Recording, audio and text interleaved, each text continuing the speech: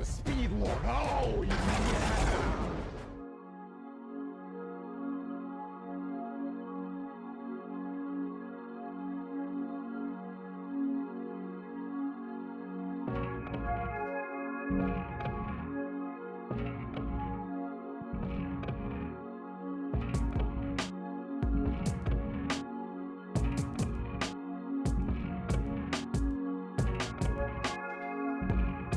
Hey everybody, welcome to Speed Lords, the first and only speed duel podcast, because we're getting it on the ground floor, before anyone else realizes this format actually exists. We are here in Urza's Tower. I am joined by Meep-Moto27. Hello. Meep is the architect behind such unbelievable triumphs as Trinity format, where he is an administrator, and Meep's Deep Game Heap, an online series in which he plays basically every good game ever made, right? And some bad games, too. How's that going? It's going fine. I don't know. I'm reviewing NES games right now. They're bad. Games have come a long way in the past 30 years, one would hope.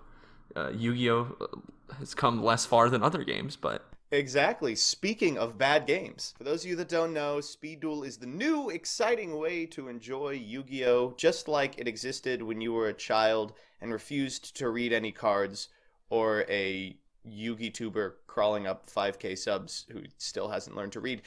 The cards are simplistic. They have 1 to 2 lines of text. They're interactive.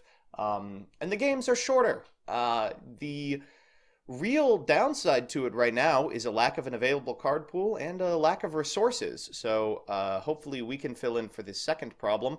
The first was filled in last week by the release of Arena of Lost Souls, the very first Speed Duel set. Previously it was starter deck only, which is clearly not an exciting format. Yeah. So the rules are exactly the same as the mobile Duel Links game, pretty much. So 3 zones, no extra monster zone, 4,000 life points. You start with 4 cards, and you have skills, much like in the game as well. But there isn't that gotcha element. You can just buy the cards on TCG Player, eBay, or Card Market. So that is the advantage here. Now, don't get excited. It's not, we're still operating a business here. And so they can't let you play with cards you already own. You have to buy the new versions of the cards, which helpfully include the words Speed Duel embossed onto them and cost $20 to $30 more. Yeah. But hey, we'll take it. I mean, it certainly feels less good to spend $90 on Sphere Karibo than $90 on, Engage or something. At the very least, the expensive cards here so far are a lot cheaper than the expensive cards in advanced format, because there's no $120 cards in this format. So, and I don't think anything's been short printed or only available as prize cards. So, we have that going for us. It's only a matter of time before Konami inevitably messes that up. But for now, when are we getting Ash Blossom and Joyous Spring Speed Duel Edition as prize card for Worlds? I wouldn't put it past Konami, very honestly. Jeez, we're so cynical already. This is supposed to be a positive experience, full of rebirth and excitement. I suppose. Let's start by talking about Arena of Lost Souls, I suppose. Yeah, let's just go through the set and talk about some of the cards that stick out here. So before Arena was dropped, the playable decks from the starter set included Blue Eyes White Dragon, Harpy, and effectively nothing else. So cards that are good in those decks, of course, are at a premium. Cards that enable decks that can compete with those decks are at a premium. And just cards that are good in a vacuum are pretty strong as well. Yeah, and just before that, Toons were slightly approaching being vaguely playable, and Gravekeepers were on the cusp of being playable. And we're going to talk in... Here, they got a few new cards that I think push them over into being okay.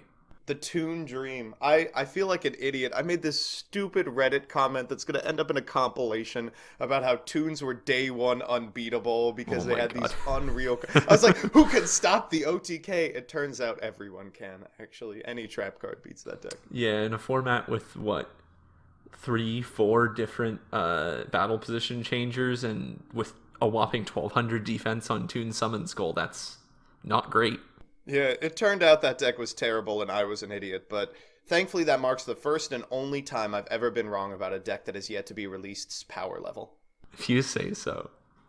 Let's check out the ultra rares first, I suppose. I have this, kind of in order. The standout card for sure is Blue Eyes Ultimate Dragon. I mean, I assume they just made this an ultra rare because it's the strongest monster in the format, attack points wise. Oh yeah, there's nothing good in the extra deck yet. There's no synchros, so you have to play it. Yeah, there's not even any remotely usable fusions, really. There's like maybe 2. You're sleeping on Meteor B Dragon Pal of Minezation. I mean, technically, Poker Nights is like on the same level as Toons, I would say, in that it's bad, but you can play it. That's not very reassuring, to be honest. Yeah, so obviously the standout ultra in actuality is Sphere Karibo.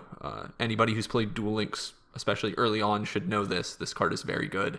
Not only is it very good, in Duel Links it got away with being very, very good for a long time because there was such a low percentage of people who actually had the card that no one really understood that it was just this mandatory 3 of unbelievably powerful piece of work. Yeah, and I think we might be approaching that early on here as well, because the current TCG player low price of Sphere Karibo is, I believe, somewhere hovering around $20 a copy.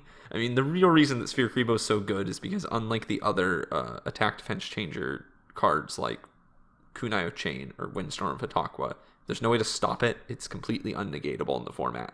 Windstorm, of course, people are bad at it now, but they'll get a lot better at switching like one monster to defense to guarantee lethal. Kunai with Chain loses to absolutely everything, any spell or trap destruction, because it's not chainable. Anything that prevents targeting, like Lord of D or Tyrant Dragon. Sphere Karibo it doesn't care. Yeah, it doesn't target. It's a monster. It's a hand trap in a format without hand traps, or any way to counter hand traps. It's just overall a mandatory 3 of in pretty much every deck if you can actually afford to spend the money on it. And the additional thing that people, I think, will not recognize is that decks use up their back row zones. Like, we're expecting, like, Relinquished decks to potentially be playable, Tombs of Necro Valley decks to be playable. Those decks enter the game with at least one of their spell and trap card zones, like, automatically eaten. And this means you can hold up, like, 3 pieces of disruption without committing to 3 pieces of spell and trap attack defense change on board. Yeah, and I mean, even in Blue Eyes, which you might think on the surface that's not a problem for it, but you're setting things like Champion's Vigilance, which you want to preset. That way, the second you summon Blue Eyes, it's turned on as a negate. But that's going to sit dead in your back row a lot of the time, waiting to come up or waiting for you to summon a Blue Eyes. And you need to be able to keep that extra slot open for the Flute of Summoning Dragon you use to summon Blue Eyes, so... I think it's going to matter a lot, and I think people are going to start drawing hands that are like triple Windstorm, 1 Kunai, and then kick themselves. Second playable card is probably Call of the Haunted. It's getting an unreal amount of praise that I don't think is completely warranted. I think there are about 4 skills that are comparable in terms of decks that don't need a skill should play this. And I think they are probably in order: Millennium Necklace, Call of the Haunted, Mind Scan, Destiny Draw. Yeah, I think Mind Scan is not great right now. If we had Spell and Trap Destruction. Yeah, I mean, if we had Spell and Trap Destruction and we had more non-chainable back row people were using, I think it would be more relevant. I think as the next card that I want to talk about, Michizure, as that becomes more popular, I definitely think that Mind Scan might be more relevant, because that's actually something in the back row that you want to snipe. Let's move on to that now. Mizuker, as I said in my fantastic video, it's nuts. No, the card's really good. It's insane. It's pretty much the only monster removal in the format that isn't battle. People are going to, de-hype the hell out of this card because, it's kind of 2-for-1ing yourself. There are downsides, but at the same time, you will jump through hoops to kill individual monsters. I wouldn't say it's really 2-for-1ing yourself, because I would say out of a lot of the big decks, maybe Amazoness Harpy doesn't quite fall in that category, but Blue Eyes and Relinquish at the very least, are going to just have a weenie on the board that sucks and your opponent's going to kill, Senju in the case of Relinquished and Lord of D in the case of Blue Eyes, and being able to take out your opponent's dude that they probably had a setup to get into is really good, especially if you're, say, sniping an Amazon from the Quip, then you're plussing off your opponent, or if you're sniping a Blue Eyes that they had to use Flute to get out, or if you're sniping a Relinquish that they had to actually sack something to get out. I mean, that's the big target, is the Relinquished. Yeah, I feel like it's Relinquished, or it's also an Amazoness with the Equip. That it's very useful in both situations. Being able to take out a difficult to kill guy with an Equip is very good for Michizure. That's a good point. I think every single one of the potentially top 4 decks don't care if they lose a guy, right? Like, Recruiter floats, Senju pluses. They specifically have a guy they're intending to lose, right? Yeah, Harpy Lady is probably the only potentially large loss. Maybe, but even then, the Amazons, you don't care if you lose them unless they have the Equip on, but they're usually not going to lose them if you have the Equip on. Twister. Twister's good. Yeah, takes out those Equips that we were talking about. It's going to be especially good as more and more people, I think, move on to Relinquished. Having a quick play spell you can use to snipe the Equip from Relinquished or snipe the Equip from an Amazoness on the attack declaration can cause a 2-for-1. So I think that's really nice. It's those 2 targets and Hidden Tombs, Yeah. which just puts this way over the edge. And unfortunately, this is also the complete death knell for Toons. Yeah, no, Toons went from being 10% playable to about 0% playable now that this card is legal. And for what it's worth, we have sideboards now, so expect this to show up in almost every sideboard. Yeah, I think that it's depending on what meta you're expecting. If you're expecting more Blue Eyes, then I think it's not worth maining, but if you're expecting a lot more tribal synergy, Relinquished decks, which as the format gets more popular, I expect to be the case, then this is definitely a main deck staple and probably a lot of decks at 2 or 3. And probably the only other playable card in the Ultra Rares is Tomb of the Pharaoh. It's Necro Valley. They gave us Necro Valley. But way worse than Necro Valley, it has the name Necro Valley, and it gives 200 attack and defense to Gravekeepers and none of the other benefits of Necro Valley. I just love that Konabi's just like, yeah, Necro Valley was the biggest mistake we ever made. This mission-critical, lore-oriented card that is also an unbeatable floodgate. It's got like 30 erratas. I like how the last TCG errata made it better. Yeah, they were like, actually buff Necro Valley. We got speed duels coming up. We need to build hype before we release the worst version yet. So, moving off of, or I guess just to look at the last Ultra Rare, there's our Arcana Knight Joker. We mentioned it before. It's not good. No, even in the Royal Flush deck, you just want to make the Royal Flush guys. You don't want to devote space to polymerization. You just don't have enough. Even if you pull it off, you're never going to have the card to pitch for it. It's less like Mechaba and more like Blue Eyes Ultimate Dragon. Yeah, and then the 3800 attack seems really intimidating until you realize that you're playing against Relinquished or Amazon as Harpies, and then they just beat it. Or ram into it with Swordswoman and you lose. I was going to say, you know what matters a lot against 3800 attack is not Swordswoman. Yeah, Swordswoman equipped with an amulet. That's even better. Swordswoman, float into second Swordswoman. Fantastic game. Really excellent. And the negation does absolutely nothing against that. So, yeah, that's just, it's the fastest way to kill yourself is by summoning Arcana Knight Joker.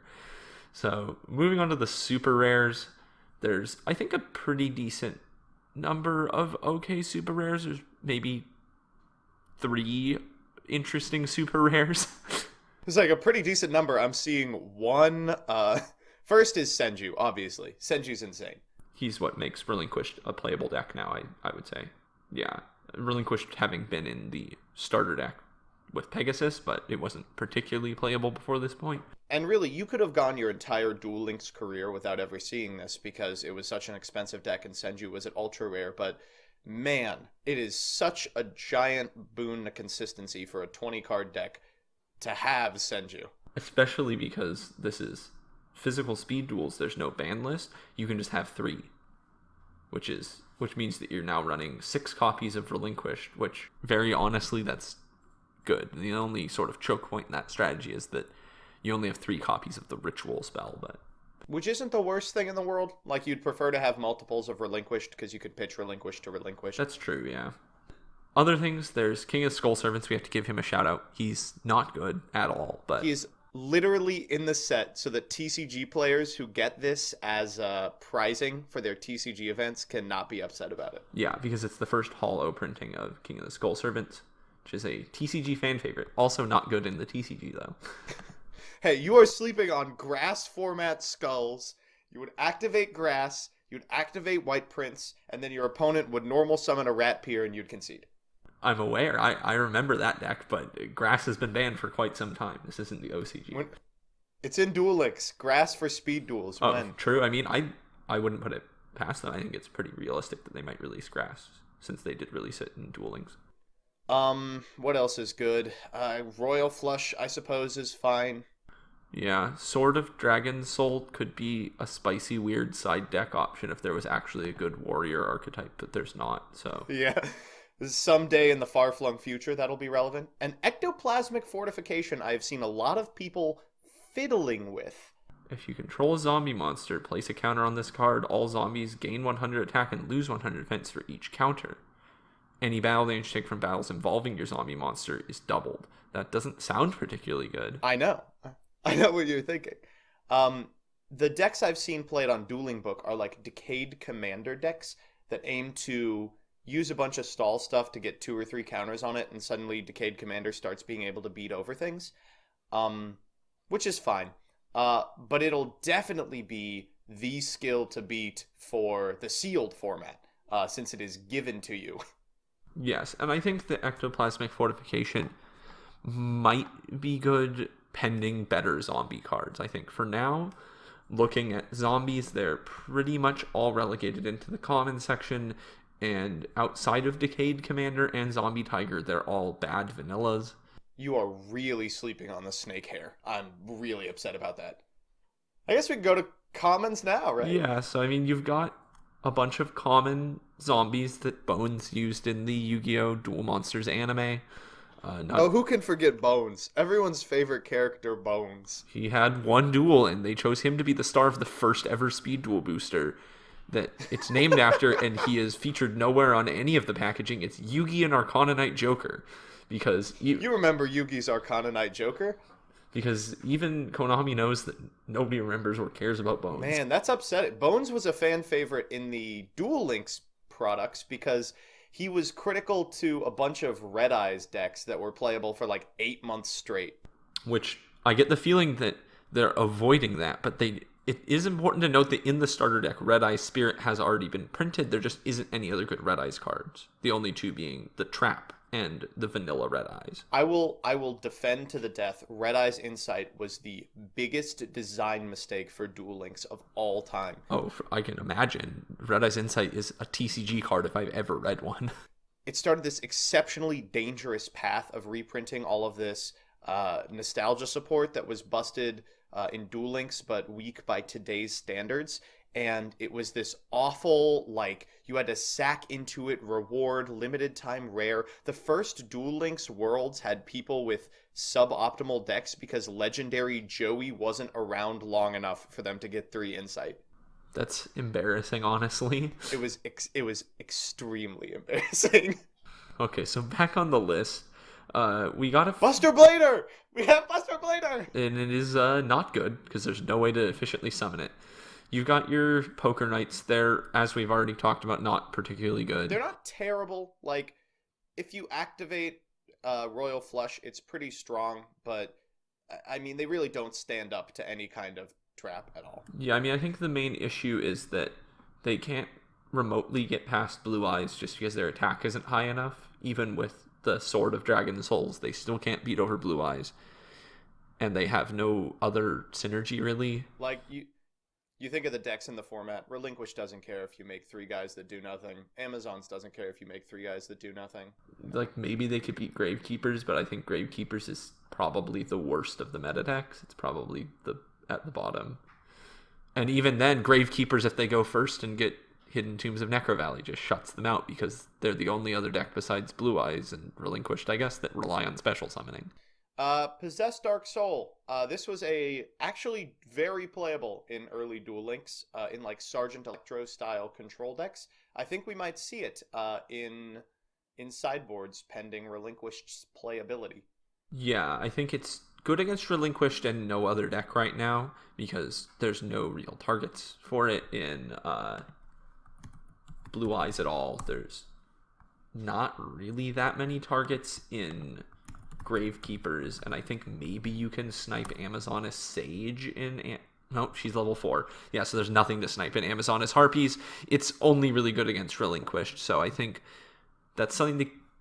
It's something to keep an eye on, but I don't know that with 5 slots in the side deck that it's worth running right now. It's upsetting that I think the side deck is just going to be 5 pieces of spell and trap destruction most of the time. For right now, yeah, I think that once the spell trap destruction gets higher quality in the next set with Dust Tornado, I think that maybe that'll stop being the case as much. But right now, the overall quality of spell trap removal is really low, so you need to run more of it to actually clear through. And also the quality of back row is so high. Oh, yeah. The classic Duel Links problem. We have Diffusion Wave Motion, Magicians Unite. Of course, Dark Magician is a terrible deck. This isn't going to save it. They got to print Eye of Timaeus. Yeah, no, it's not even going to make it playable at all, really. Yeah, I mean, Magicians Unite just sort of makes one of your spellcasters able to trade with a Blue Eyes, which is bad. Mm-hmm. Amazoness Spy is a standout, but probably the 3rd best Amazon, which means that it is not going to see play. Yeah, I think that the fact that Tribal Synergy is so strong deters you from playing pure Amazons, because playing the Harpies is just so much better right now. I could theoretically see in a future date, if there was more Amazoness support and maybe a better skill for them, that could be good for pure Amazoness builds. But in the mix, I don't think it's going to be good. Gravekeeper's Ambush is actually a really strong card.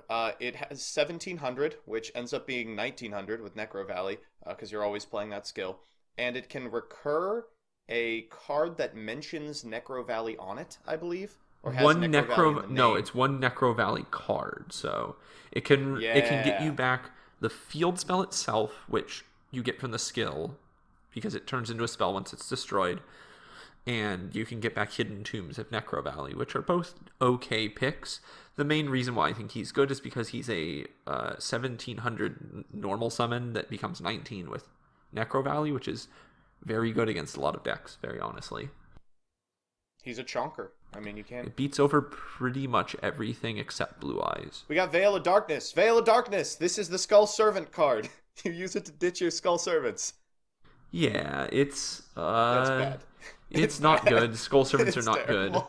good. And the last real card in here that's of interest is Conscription, which I think might actually be a spicy tech card. It is, for people who played early Duel Links, Conscription is fine. Yeah. Especially because here... Probably the best skill for decks that don't need one is Millennium Necklace, which lets you Spiral Gear drone the top of your opponent's deck. So you can guarantee you're always ripping something with Conscription.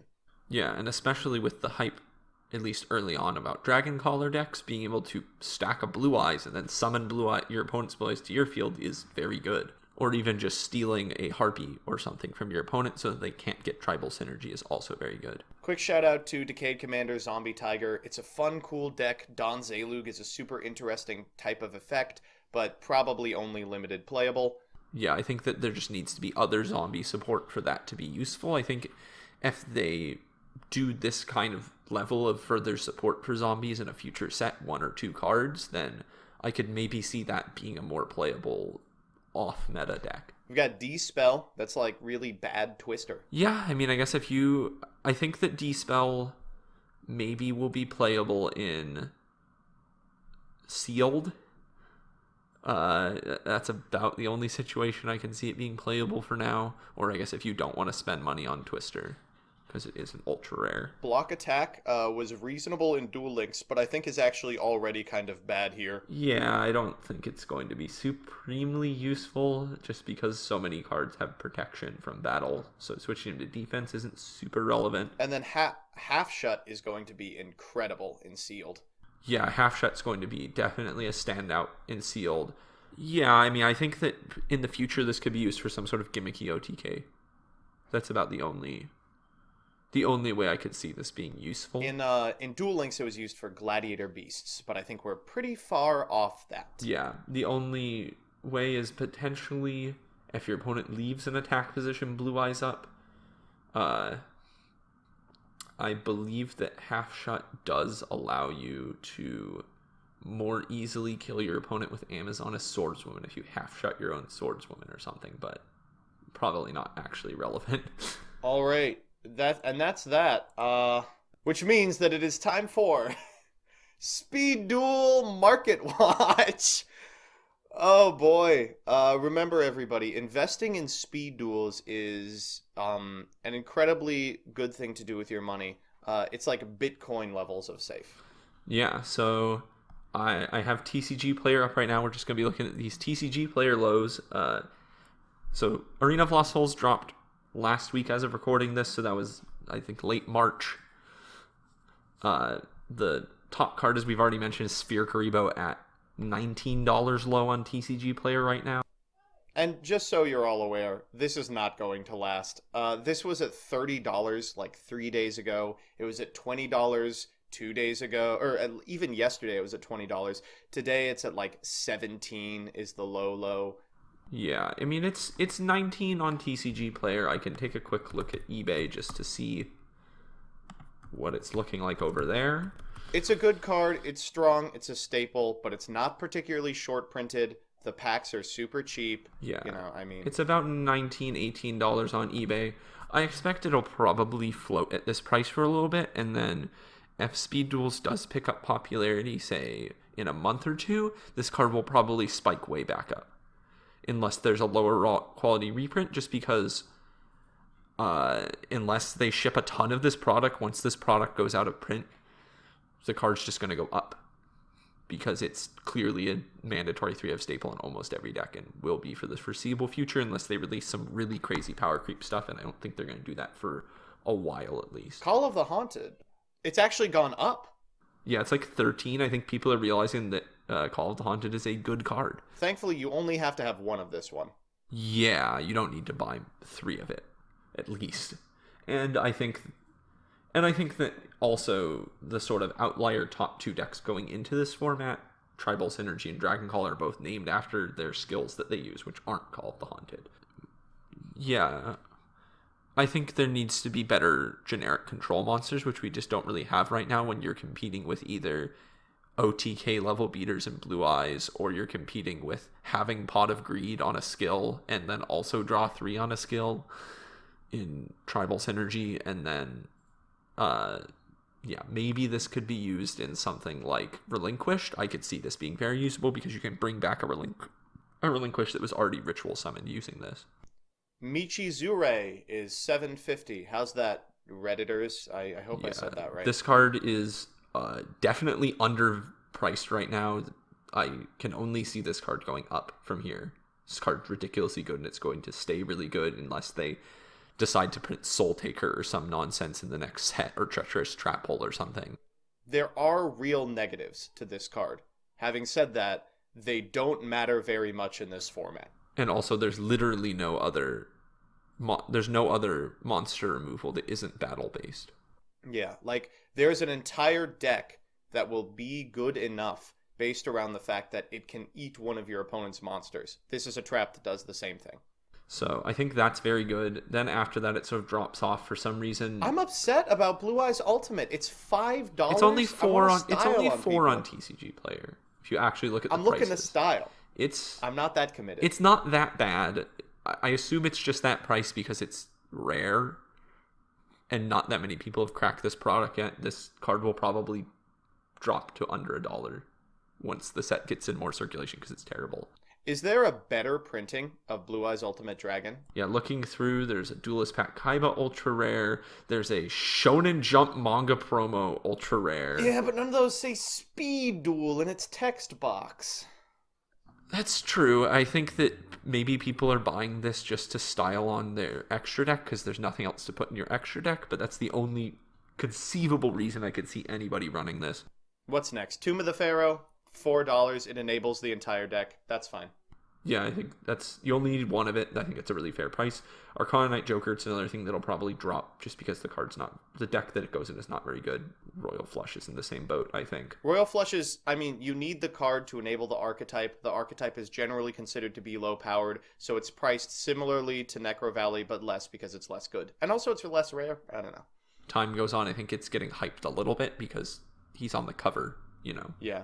The Bones skills are really high right now, that doesn't make sense to me, but it's understandable. They're skills, they're interesting, they're for characters no one understands. Yeah, then you got Senju at $2 as a super rare, which I think is very interesting, and mostly I think because Spear Karibo is probably pricing people out of the Relinquish deck at the moment, because you really do need that for the Relinquish deck. I'm shocked to see Twister at like $1.50. Yeah, Twister at $1.50 is absolutely not going to stay that way. It's going to go up, I think, for sure. This card is going to be a mandatory card in sideboards for the foreseeable future. Of course, it's going to depend on a couple of things. Like, if the Gravekeeper's deck is really good, this card goes up. If Toons, God save the Queen, make it into playability, this will go up. But, like, I think it's a pretty safe bet. I mean, the thing is that right now Amazonas Harpy is arguably the best deck, and this is one of the best counters to that deck. Destroying the field spell, destroying Amulet are both extremely good interactions, worth running this card at 3 for that matchup. And I think that matchup is hard enough right now for decks that aren't that deck, that this card's going to be worth it, probably even after Dust Tornado comes out, at least in the side. And then King of the Skull Servants. Oh, at $1.23. Did you know it is actually more expensive to buy the Dark Revelation common version of this card? Dark Revelation cards are always super expensive, though, because that was a very low print set. And it's hilarious. It's got, like, the weirdest text available on it. And then you have Desert Twister, an Ultra that we did not talk about, at $1 because it's terrible. There's a reason we didn't talk about it. You have to summon it by banishing 2 wind and 1 earth monster, which notably, there's really no good wind and earth monsters. You're neglecting my Birdface Turbo build. I mean, I guess maybe this could be theoretically summonable late game in an Amazonas Harpy deck, but why would you ever do that? I mean, theoretically it is. You never should. Amazon is well known for not having a good late game. But yeah, I think that's pretty much it. All the commons are common prices, so they're under $0.25. All right, so it's time for part 3, our metagame breakdown. Now, at some point in the future, when there's like an established metagame with tournaments and results, this will be a lot easier, but for now it's basically conjecture based on our personal experiences with Dueling Book and the wise words of some very popular YouTubers with some very mediocre opinions. Yeah, so I think that going into this, the sort of word on the street and the rumor, I think, perpetuated by a lot of Yugi tubers and on Reddit and other kinds of forums, is that Dragon Collar Blue Eyes is far and away the best deck. And don't get us wrong, it's strong, it's a good deck, it's tier 1, but it is not the best. Oh, absolutely not the best deck. I think Amazonas Harpies, which, as we've already sort of mentioned, is by far the best deck. Coming out of the starter deck metagame, Tribal Synergy, it just has so many different ways to deal with Blue Eyes, and if you are thinking about the game in terms of TCG, you're going to come to the conclusion that Blue Eyes is insane. It has Champion's Vigilance. It summons a bunch of guys in one turn. You know, it breaks all of the rules that a mid-range format demands you adhere to. But it turns out the way in which Harpies and Amazons deal with the Blue Eyes monsters makes it almost unwinnable from the Blue Eyes. It's at least a 60-40 matchup for Amazonas Harpies. Yeah, probably more like 70-30. The main problems being that Blue Eyes has to deal with pretty much all threats through battle, unless you're teching a burst stream or something like that, which is honestly not the worst tech option in reality.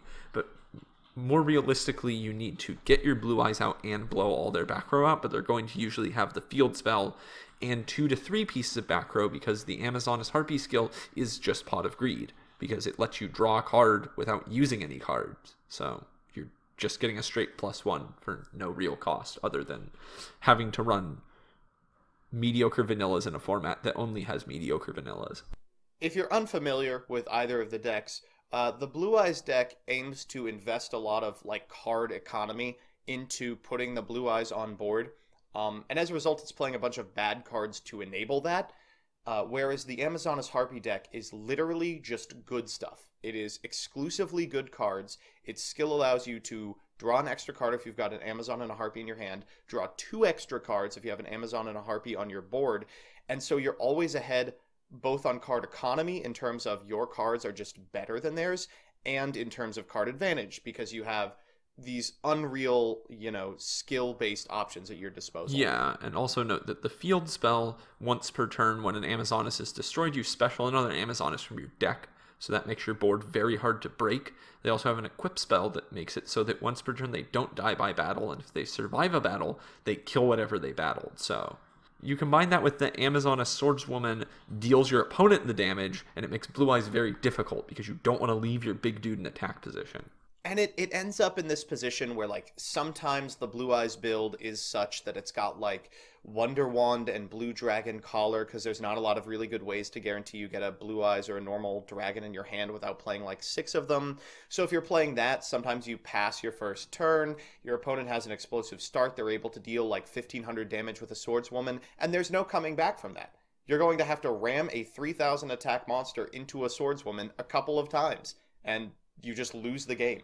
Yeah, so I think that the ways around this is you need to have, as a Blue Eyes player, a lot of spell trap removal, whether that be Stamping Destruction, which is a very viable option for Blue Eyes. Extremely powerful card. The new Twister, I think, is very good against the deck just because you can use it to take out Village so that they don't float. Michizure actually is very good in this matchup because if you open and you set Michizure when they go to kill your Lord of D a lot of the time, or if they go to kill your Blue Eyes with Amazonas Amulet, then you can take their card out using Michizure. That Battle Changers are really good because they can make it safe to kill Amazonas Swordswoman. Definitely, the Blue Eyes deck has gone through some different iterations, and definitely there are sideboarding options available to it, but there's still pretty critical weaknesses when it comes to the Amazonas matchup. Yeah, I think the big difference is that Blue Eyes has a very dangerous early game, but because of the fact that you have to run a lot of Lord of D and Flute of Summoning Dragon, which are, after the first time you use it, horrible cards that you never want to draw, and a bunch of dragons that you have no other way to summon, it becomes really difficult past turn 1, and Amazonas only gets better past turn 1, and usually is always going to survive past turn 1 because of how much back row they have. So certainly I would say, despite all of the new releases, Tribal Synergy, I think, is still likely to be the best deck in the format. Now, I don't think Blue Eyes is the second best deck either. I think that goes to a newly enabled deck, which is Relinquished. Relinquished, unfortunately, matches up extremely well against Blue Eyes as well. It's not a good set for this deck. Yeah, so Relinquished, there is... Now, depending how you play Blue Eyes, it can actually work, because starting with a Lord of D and a Dragon, Relinquished can't take out Lord of D unless they also open with the Senju to kill your Lord of D. So if you can stop that attack, then Relinquished has to target Lord of D because of Lord of D's targeting protection effect. The unfortunate part is that routinely taking Lord of D with Relinquished is still enough, because it has that supplementary effect like Amazonas Swordswoman, where any damage dealt to you while there's an equipped monster is dealt to your opponent as effect damage as well. Add in a couple of Battle Changers, and it's not particularly difficult to ensure that your the equip spell on the Relinquished is destroyed, but the monster survives. Meaning, sometimes there's an inevitability aspect of just making it to the Blue Eyes. Yeah.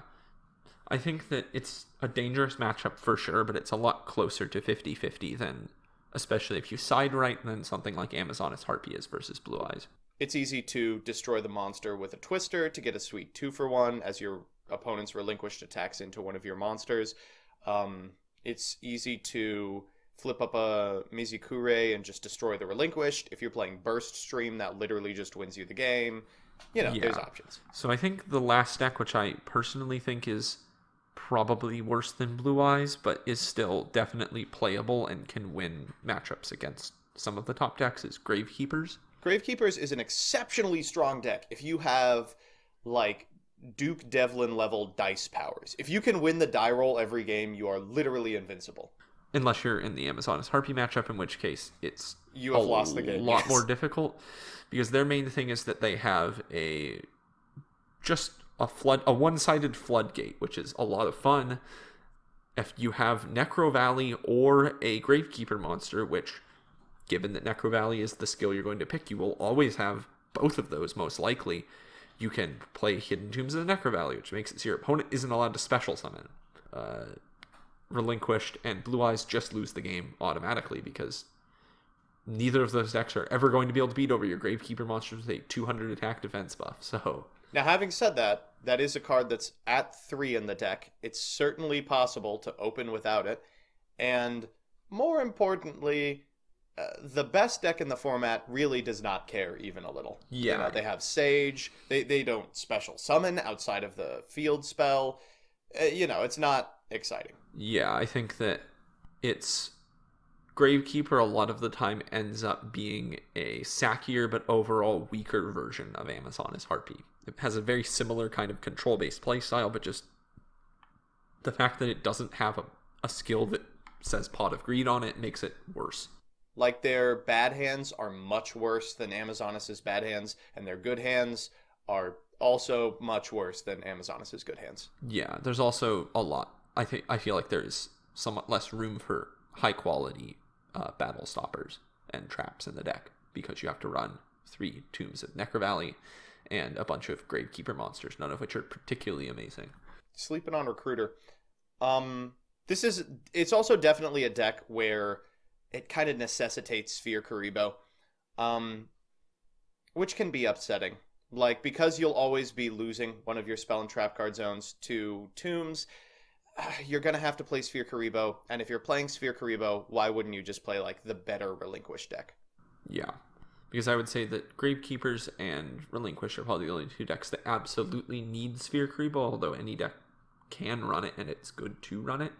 Amazonas Harpy and Blue Eyes can get away with not running Sphere Karibo and being fine. So, post Arena of Lost Souls, the metagame probably looks like Tier 1 Amazonas and Blue Eyes in that order, and Tier 2 Relinquished and Gravekeepers. I would argue that Relinquished is also in Tier 1 with those other decks, but I think that we'll have to see the build get refined more. I think the set's just too new to classify it like that right now, but definitely I think that the order is something like Amazonas at the top, Gravekeepers at the bottom, and Relinquished and Blue Eyes floating somewhere in the middle, with everything else being basically unplayable in comparison to those 4 decks.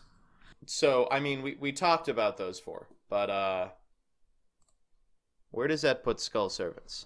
Yeah, I mean, you can play Skull Servants. It's bad, but you can technically tech it with Relinquished or something, because they're level 1, I guess. So before we head out, we have one additional feature for you. We will be reading some fantastic YouTube and Reddit comments. I know you all can't wait to hear these. Speed duels, upon their inception, were met with kind of a mediocre response. And then after the starter deck format, it didn't get much better, as a significant amount of YouTubers released videos about how Blue Eyes White Dragon was unbeatable and Dragon Caller was the best deck by miles. So you get a lot of disillusioned people with terrible opinions, and what do we do better on this channel than make fun of people with awful opinions? So I'll take the first comment. Somebody talking about the initial $30 price of Sphere Karibo, I assume, says Sphere Karibo also seems to be short printed, which is just shameful at this point, which once again is proof that no one in the Yu-Gi-Oh community has any idea how supply and demand works, and that a card being expensive does not automatically mean that it's short printed. It just means that it's good and you need the 3 of it. Having said that, love the enthusiasm. Oh man, I love it. The Yu-Gi-Oh community will jump to Konami's throat immediately.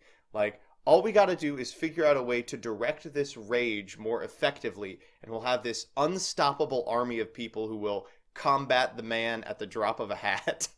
And of course, since this comment is 4 days old, and since then the price of Sphere Karibo has dropped by like 35%, so don't worry, it's not that bad. It's bad, but it's not that bad. Yeah. I'll take the second one. So with Meteor BEWDgyman, the Red Eyes Palomization deck can actually function. The problem is that, as always, it's just a worse version of the Blue Eyes deck. See, I don't think that's fair, though. Like, it is a different deck than the Blue Eyes deck. It's playing none of the same cards. It has none of the same payoff. It's just not very good. Technically, Blue Eyes plays 1 or 2 copies of Red Eyes sometimes. It would be like saying, you know, the problem with Salamangreat is that it's just not Sky Striker, which might be true, but at the same time isn't an exactly fair comparison. The next one is, I think, a very commonly held view amongst people who haven't tried speed duels but have watched 1 to 2 speed duel videos, which is, I don't know, I tried it out a little while ago and the Dragon Caller skill already put me off from trying anything new or unique with the game. It's thematic. Immediately, people are looking to play, and Kaiba is putting them off it.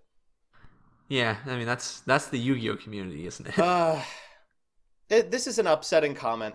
Yeah, I mean, we're not out here pretending that it's like humongous deck diversity, but there's at least 4 pretty playable decks in the format, which, considering that the card pool is maybe a little over 100 cards, is relatively impressive to me. I will say I see this exact opinion repeated ad nauseum all over Reddit and Facebook and Twitter and YouTube.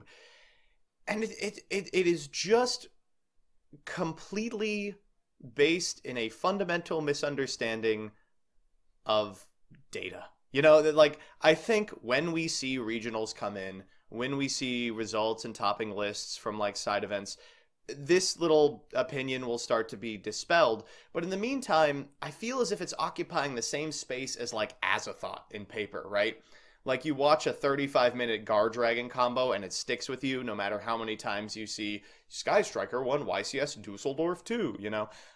And then you say stuff like, oh, I'll quit until Azathoth's banned. I can't believe Konami's letting Bardiche win Nationals, when really it's like 15th place at a 64-man regional. Yeah, or when people are ignoring the fact that they're like, oh, Azathoth and Guard Dragon stuff is broken, when the real thing that makes those things broken is the fact that they run 10 dangers Yes. in all those decks. And it's like, dangers can very much be seen as broken, but I mean, on paper, Champion's Vigilance is a really good card, but in reality, you have to actually summon Blue Eyes to use it. So, to be honest, I think a lot of this is residual Duel Links fear from Champion's Vigilance format, which was this bad. It was actually as bad as people expected it to be in paper, and thankfully we didn't hit it, but yeah, you know, losing to Champ Vig to Champ Vig to Champ Vig to Champ Vig on a Chain Link 5, that sticks with you. I think that just the slight card pool differences, like even having 3 Windstorm be legal, does make a big difference here, though. This next comment says, so speed dueling is basically a reminder of Dragon Ruler and Spellbook Judgment, which, first of all, is a fantastic comment. just an amazing comment. This is like watching the like Goku versus Jiren battle at the end of Ultimate and being like, oh, so this is exactly like when Piccolo fought Raditz in episode 2. Like, no, it's not. There's no, not even close. Yeah, it's one of them has dragons, and there's a similar number of viable decks in the format, and that's literally where the comparisons end. I will say I can't wait until we get the buffed version of Tribal Synergy that draws 7 cards at your end phase. Yeah, searches 7 cards in your end phase. Spellbook of Mai. Or when you're using Flute of Summoning Dragon to summon Blaster and Tempest to make Big Eye. Dracosac Wen. He's not that broken if he takes up all your monster zones. He's also not that broken when you can't summon the level 7s to bring him out, but... Okay, the next comment we've got here is, for me, Mai's deck is really broken. The Kaiba deck is the only one which can compete with Mai. Ishizu would be cool if Necro Valley was available as a skill instead of a monster. Pegasus is missing some important cards, and Joey's and Yugi's are just terrible. Posted from 2 months ago. This person, oh my god, they have the script. I think their uncle might work for Konami. Call it a hunch. Is this Bobby Konami's kid? I think this might actually be Kevin Tewert's alt account. They perfectly described every single thing that happened for the last 2 months. Tribal Synergy best deck, Kaiba second best deck, Necro Valley has to come out as a skill, the Relinquished deck needs a little bit more support. And the Joey and Yugi actual cards are just unplayably bad. It's incredible. I really want to, like, Does this person have any other insight we can learn? I think we need to follow their comment chain on YouTube to see what's coming out in the next booster set.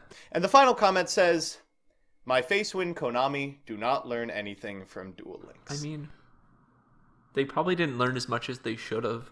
Yeah, I'm finding it hard to argue with this. There are certain parallels that are hard to draw, or hard not to draw. I mean, I think inherently it's not as bad as Duel Links because there's no gotcha elements that exist in the mobile game, right?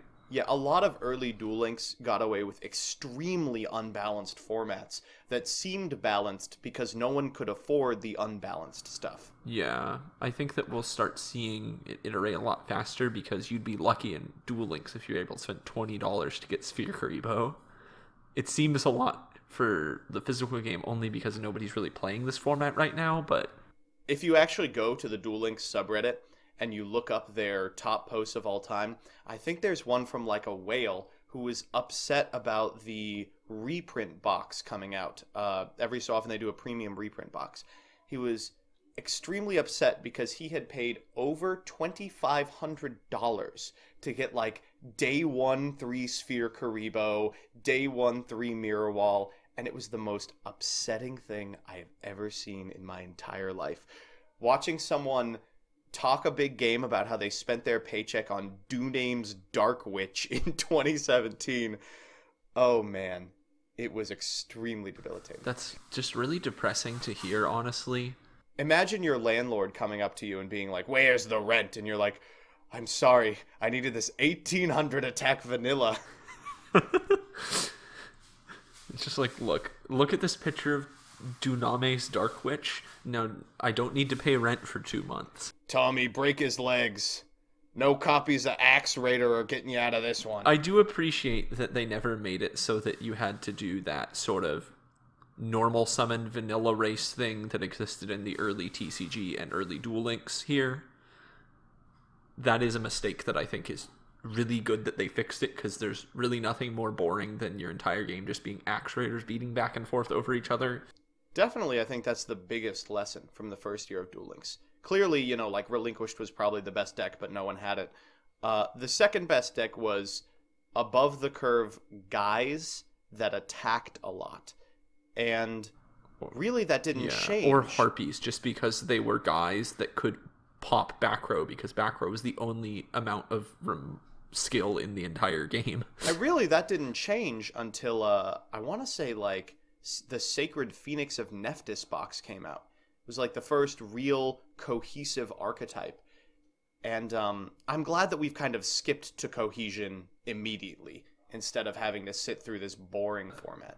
Some people might complain that it ends up being a bit TCG-esque in that it's like canned decks in a way, but it was going to probably be canned decks anyways with a card pool this small, and I'd rather the canned decks have a cohesive strategy than just be really boring vanillas attacking into like battle position changing traps for 16 turns. And like, again, I don't want to be like this, but do not believe everything you hear on YouTube. It is not even as canned as you're expecting. There are multiple different iterations of the Blue Eyes deck which excel against different versions of the deck. There are multiple different types of the Gravekeeper's decks that do similar, but, enough different things that they don't get stale or boring. There's variety even in build types, even in a format with 20 cards. Yeah, definitely. All right. And that's the entirety of the podcast. I promise we're leaving now. Meep, do you have any last words? No, I don't think so, other than actually give Speed Duel a try and don't just do Dragon Caller mirror matches because you'll get a terrible impression of the format. All right. Make sure to follow your wonderful hosts, myself on this YouTube channel and on Twitter, link below, and Meep on Twitter and on his own personal blog. I post all the blog posts on Twitter, so just follow me on Twitter. You'll get everything there. I can start tweeting about speed duels if that makes people happy. All right. Good night.